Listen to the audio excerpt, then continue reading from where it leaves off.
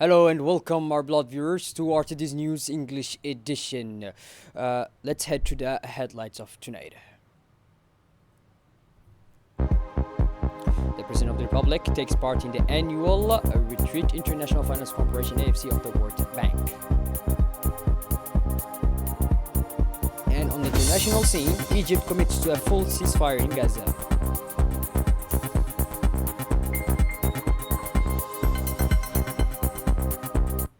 Those were our major and top highlights. Welcome back to our newsroom, our beloved viewers.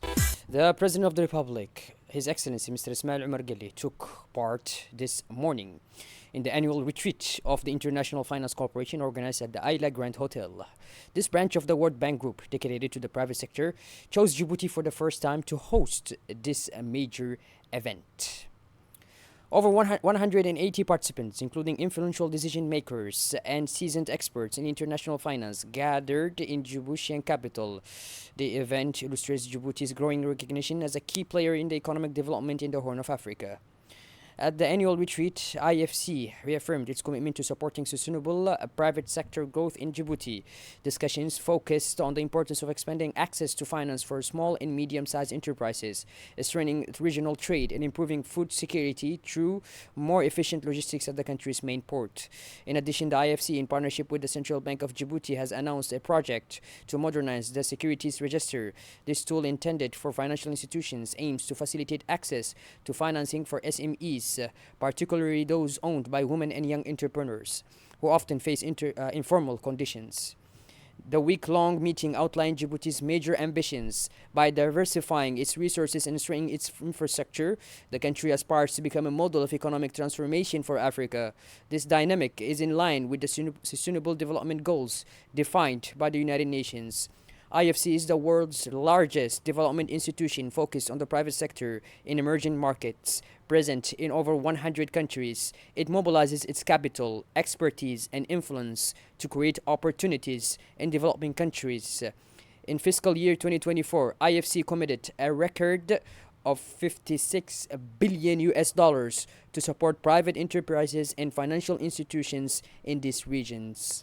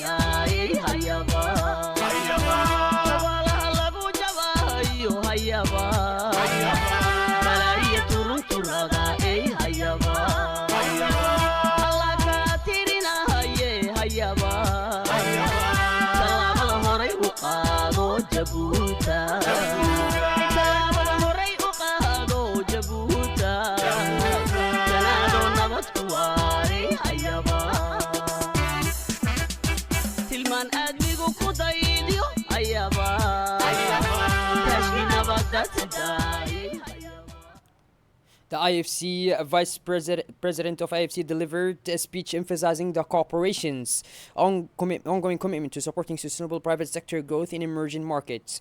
He highlighted the significant role of Djibouti in driving economic transformation in the Horn of Africa and praised the country for its strategic initiatives to enhance infrastructure, improve regional trade, and boost food security.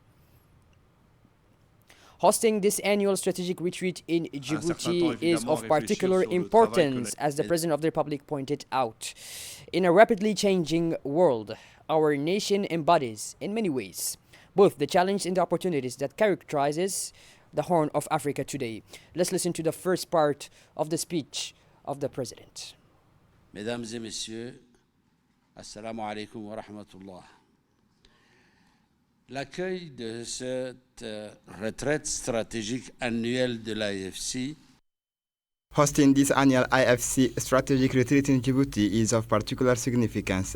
In a rapidly changing world, our nation embodies in many ways both the challenges and the opportunities that characterize the Horn of Africa today.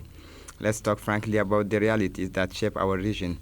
Across the Horn of Africa, we face common vulnerabilities, natural disasters, economic instabilities, insecurity, and fragility in the face of regional challenges. Our region is also particularly exposed to the effects of climate change, which threatens our pastoral communities and exacerbates cross-border tensions. These challenges are not ours alone. However, they affect us more frequently, and we must remember that behind each of these challenges lie lives, aspirations, and untapped potential. Yet at the heart of these challenges lies a remarkable resilience. Our economy has demonstrated its strength with the projected growth of 5.9% in 2024. This performance is no accident, but the result of a clear strategic vision and decisive actions. At the heart of this economic transformation is the public-private partnership, a real catalyst for our strategic sector. Our collaborations with the IFC in the development of modern port facilities is a perfect illustration of this synergy. These partnerships are not simply contractual arrangements, they represent a new development philosophy in which market forces and public actions combine to create shared value. Digitalization is no longer an option, imperative necessity for our competitiveness. A recent of $20 million financing package support our digital modernizations, marking our commitment to an inclusive digital economy. This digital transformation must permeate our entire economic fabric, enabling our companies to compete in regional and global markets. To support this ambition, we have undertaken far-reaching structural reforms. The overhaul of our investment code and the simplifications of our administrative processes are more than just technical adjustments. They represent an overhaul of our business environment. These reforms were essential in view of our development challenges and the urgent need to attract productive investment. Institutional support is the keystone of this transformation. Our credit infrastructure modernization project illustrates our commitment to facilitating access to financing for the private sector. We need to go further by developing innovative financing mechanisms that meet the specific needs of our businesses, particularly in promising sector. In the second part of his speech, the President of the Republic, His Excellency Mr. Ismail Omar Guelleh, praised the decisive role institutional support provided by the International Finance Cooperation for Africa's Development. Let's listen to him. Mesdames et messieurs, distingués invités, l'AFC a un rôle transformateur à jouer dans notre développement. Permettez-moi d'articuler 3 axes d'intervention. Ladies and gentlemen, distinguished guests, IFC has a transformative role to play in our development. Allow me to outline 3 priority areas of intervention that requires your immediate commitment. The first concerns the development of our local entrepreneurial fabric. Our development is currently hampered by high energy costs, structural inadequate employment sector, and a large informal sector. The solution lies in an integrated approach combining credit lines tailored to our small and medium enterprises, robust technical training programs, and support towards formalization. These measures are not simply technical solutions, they represent the key to our economic transformation. The second axis concerns regional integration. The Horn of Africa initiative aims to deepen these integrations and promote economic growth and stability. This initiative must be reinforced by bold harmonizations of our regulatory frameworks and the development of regional economic corridors. IFC can play a particular role in facilitating cross-border investment that will connect our economies and create regional value chains. The third axis, and perhaps the most urgent, concern our climate resilience. Our region is extremely vulnerable to climate change. This vulnerability demands an ambitious response. Massive programs of investment in renewable energies coupled with the climate-resilient modernizations of our infrastructure, agriculture, a vital sector for our region, needs to be rethought through the prism of innovation and climate adaptation. IFC has already demonstrated its commitment through the African Fragility Initiative, but the scale of our challenges calls for renewed ambition. Our fiscal space remains limited in relation to our development needs. This reality calls for innovative financial solutions and a deeper commitment from our partners. Djibouti's unique position at the crossroads of continents gives us a particular responsibility. Our role as a regional hub for trade and logistics makes us a natural laboratory for testing and deploying innovative solutions that can be replicated through the region. Ladies and gentlemen, distinguished guests, the time has come to establish a new development paradigm for our region. We propose the creation of a financing mechanism dedicated to the Horn of Africa, supported by enhanced technical assistance and financial instruments adapted to our fragile contexts. These tools must be conceived not as isolated solutions, but as pillars of a systemic transformation. Our vision is clear: to consolidate Djibouti's transformation into the regional investment hub. This ambition is not simply ours, it represents an opportunity for the whole region, a chance to demonstrate that inclusive and sustainable development is possible even in the most complex contexts. History will judge our actions not by our words, but our concrete achievements. The time has come to transform our region's challenges into the opportunity for inclusive growth. May the work of this retreat mark the beginning of a new era of collaboration between the IFC and the Horn of Africa. I would like to thank you all. On the sidelines of the annual retreat of the International Finance Cooperation, a branch of the World Bank, the President of the Republic, His Excellency Mr. Ismail Omar Guelleh, met with members of the World Bank Group led by IFC Vice President Sergio Pimenta. During the meeting, a number of topics of common interest were discussed, including the importance of this annual retreat in addressing the challenge of economical transformation here in Africa. The World Bank representatives praised Djibouti's progress in various strategic sectors, which are engines of economic transformation for the country and the region. They also reiterated their commitment to accompanying Djibouti in its strategic projects and to strengthening their partnership. The IFC Africa Leadership Team meeting was also held today in Djibouti. A highlight of the event was a day entitled Investing in Djibouti, where the Minister of Finance and Economy, Mr. Ilyas Moussa Dawali, highlighted the many investment opportunities available in the country. Discussions also explored priority sectors for investment, including infrastructure, renewable energies, technology, tourism, and digital services. This event not only reflected the Djibouti government's economic ambitions, but also its desire to work with IFC to realize its development vision.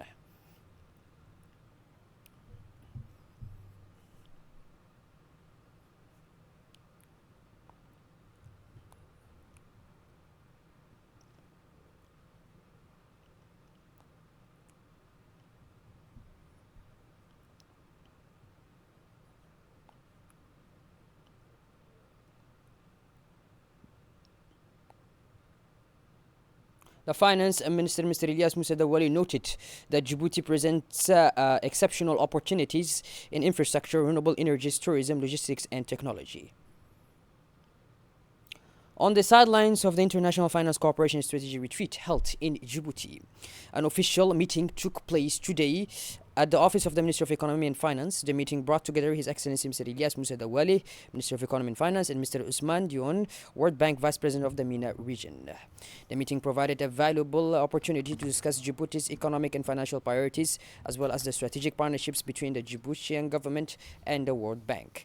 Discussions focused on a number of major themes, including strengthening cooperation on strategic investments to promote sustainable and inclusive development, support for restructuring projects in key sectors such as energy to improve infrastructure and guarantee renewable supplies. Minister Ilyas Moussa Dawali expressed his appreciation for the World Bank's sustained commitment to Djibouti and stressed the crucial importance of this partnership in helping the country achieve its sustainable development objectives. The Minister of Economy and Finance, in charge of industry in partnership with the World Bank Group, officially launched the National Report on Climate and Development yesterday. The event took place in the conference room of the Clay Center under the chairmanship of the Minister of Economy and Finance, Mr. Ilyas Moussa Dawali, and in presence of the World Bank representative in Djibouti. The ceremony was attended by numerous national and international players, including Ousmane Dione, World Bank Vice President for the Middle East and North of Africa region, Sergio Pimenta, Vice President of the International Finance Corporation for Africa, the Vice President of the Multilateral Investment Guarantee Agency, MEGA, members of government, climate and development experts, as well as local and civil society personalities. This event marks a decisive step in Djibouti's commitment to addressing climate challenge while pursuing its sustainable development goals. a key report for tackling climate challenge. The National Report on Climate and Development constitutes an in-depth assessment of the impacts of climate change on Djibouti's vital sectors such as agriculture, water, health, education, tourism, and infrastructure. Djibouti is a regional hub in the Horn of Africa, concentrates its economic activity on its coastal capital, which is particularly vulnerable to rising sea levels, protecting against flooding and improving transport infrastructure, and therefore crucial priorities for ensuring the country's resilience.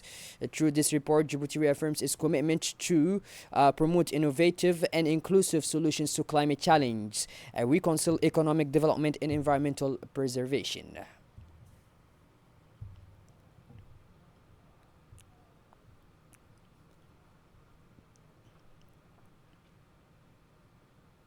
In his speech, the Minister of Economy, Mr. Ilyas Moussa Dawali, underlined Djibouti's ambitious goal of achieving 100% renewable energy. The country is counting on its natural resources, notably solar, wind, geothermal, and green hydrogen, to guarantee accessible and affordable energy for all citizens.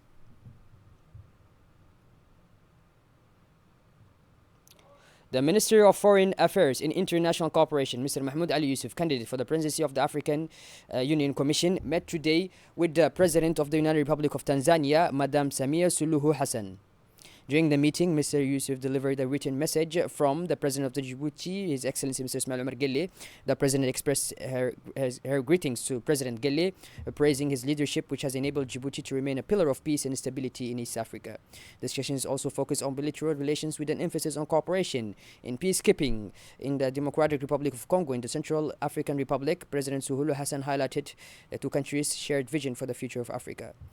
The minister also outlined his vision for a more integrated, peaceful, and prosperous Africa, highlighting four priorities. One is to strengthen peace and security. Two, implement the African Continental Free Trade Area. Three, promote gender equality and introduce quotas for women. And last but not least, develop programs for youth, health, and education. The meeting strengthened cooperation between Djibouti and Tanzania, underlining the importance of increased Pan-African collaboration. The Minister of National Education and Vocational Training, Mr. Mustafa Mohammed Mahmoud, is continuing his tour of the interior regions. After a stopover in Dikhil, he headed for Ali Sibih. The series of school infrastructure integrations undertaken by the Minister of National Education and Vocational Training in the interior is part of the educational policy for the President of the Republic, His Excellency Mr. Ismail Omar Guelleh. This policy aims to reduce geographical disparities and to ensure that every child, wherever they live, has access to quality education. The policy also emphasizes far-reaching structural reform to build a civic-minded school rooted in Djibouti's culture and history. Universal access to basic education has been strengthened by making basic education free and compulsory, which has considerably increased primary school enrollment rates.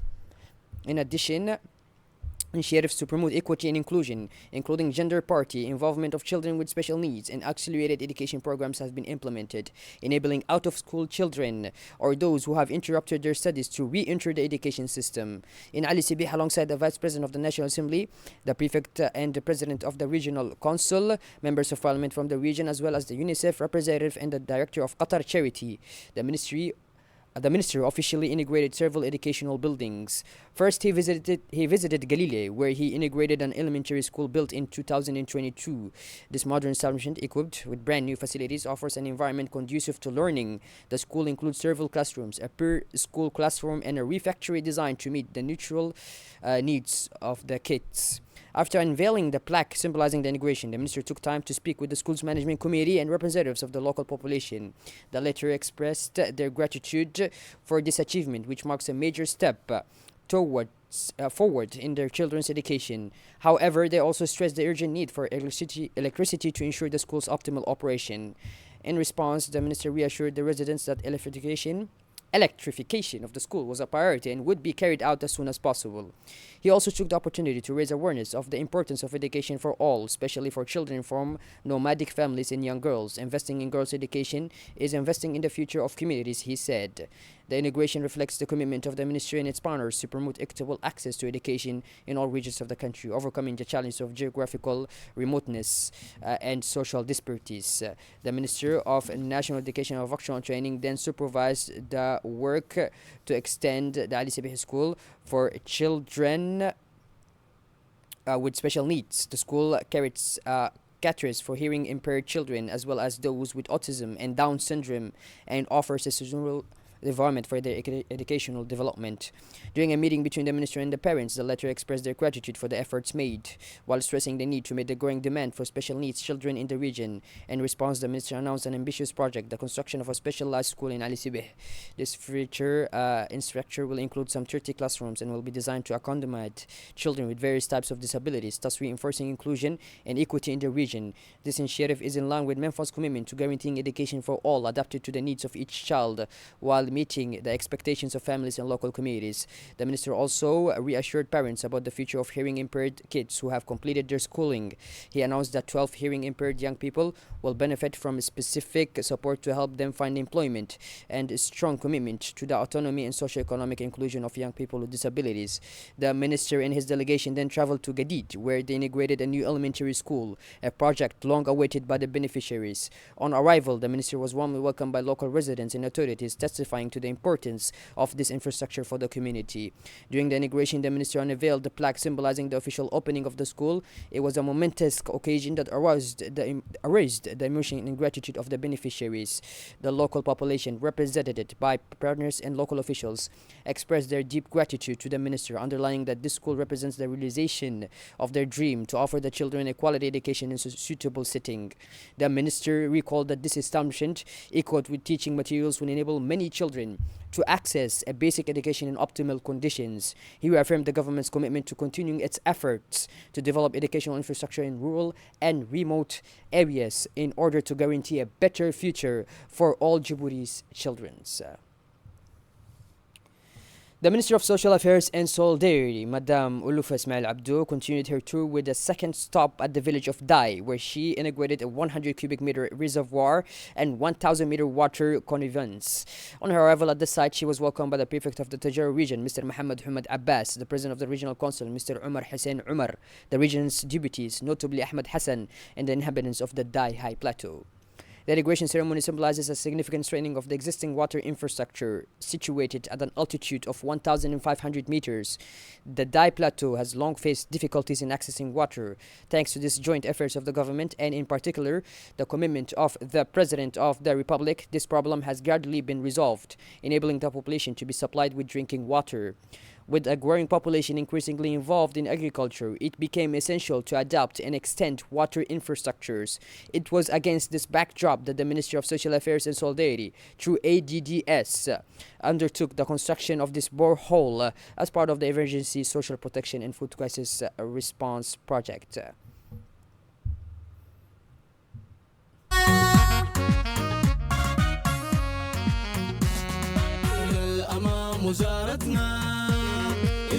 الشعب حاضر في شؤون الاجتماعي دائما الشعب عند المخاطر أساكن لقيت إننا Following the inauguration ceremony for the reservoir and water supply system, the Minister of Social Affairs and Solidarity, accompanied by her delegation, held a meeting with the community of Dai and surrounding localities. On their arrival, they were warmly welcomed by the inhabitants who had been looking forward to this visit since the launch of Solidarity Week. The regional authorities of Tajara and several members of the parliament also accompanied the minister on this trip. During the meeting, the inhabitants of the Dai Plateau expressed their givernness and needs to the minister. The minister took the time to listen attentively and promised to respond to their concerns as soon as possible. راسو نوعوني محلتي حلوي حياي قدام سيمي راسو نوعوني محلتي عقد برينو هتريتا قدي منو حبنا يريحا عقد برينو هتريتا قدي منو حبنا يريحا مني مو إنكي تينو الوحدة مني مو إنكي تينو الوحدة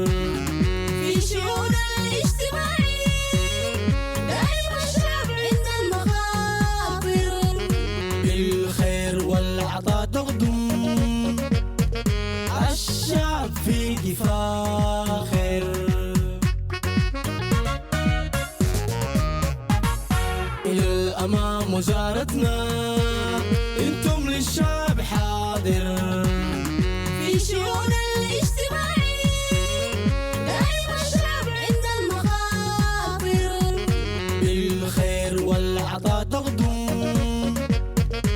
الشعب في فاخر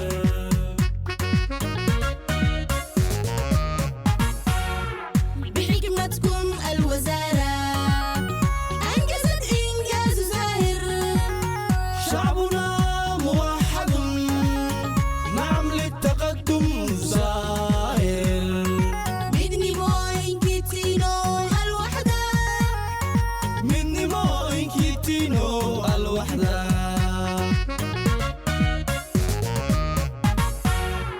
بحكمتكم الوزارة أنجزت إنجاز زاهر شعبنا موحد نعم للتقدم ظاهر مدني بوين كيتينو الوحدة من نموين كيتينو الوحدة اصلا كنا فرحتها موجوده.